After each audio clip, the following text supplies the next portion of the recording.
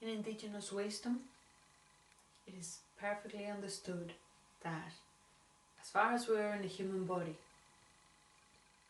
our perspective of reality is going to be limited. And we can expand our awareness and our consciousness in different ways, either by using psychotropics or maybe doing different experiential journeys through sweat lodges or breathing techniques or meditation in many different ways.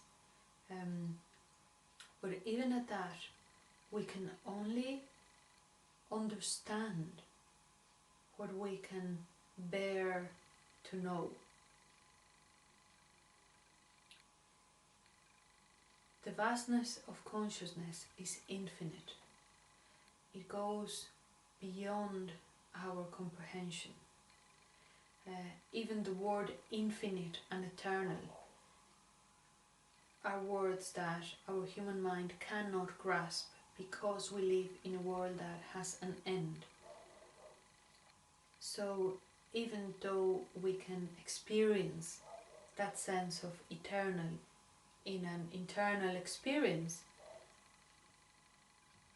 we're still in a human body. It would be disrespectful to consciousness to pretend that I've seen it all and I know it all. I can only perceive that what my consciousness is able for. As far as my imagination can go and travel, that is as far as I can get. And it will always be sided according to my experience of life. I am going to see according to the filters that I have in my mind. Because I have a human body and I'm conditioned. I can heal, I can expand my awareness, I can grow, I can evolve. But the filters and the bones that make me will always be there with me. I can learn to transform and to transmute my conditioning. But I'll always have some sort of conditioning as far as I have a body. Unless I reach a state of enlightenment, which is what is described in Buddhism or in Hinduism or in different yogic paths as that a space where the person has melted in the oneness and the emptiness of the universe, and where the person lives all the time from that space. Now, even at that, even when the person has reached that space of self-realization, as far as we are in a human body, we come in and out. There are waves. Permanence is not something that exists in the universe or in consciousness. Everything is in constant motion and change. And so is our state of mind and our state of being. And that is a great advantage. No matter how we're feeling today, we will be feeling different tomorrow. Because we are in constant motion and in constant change.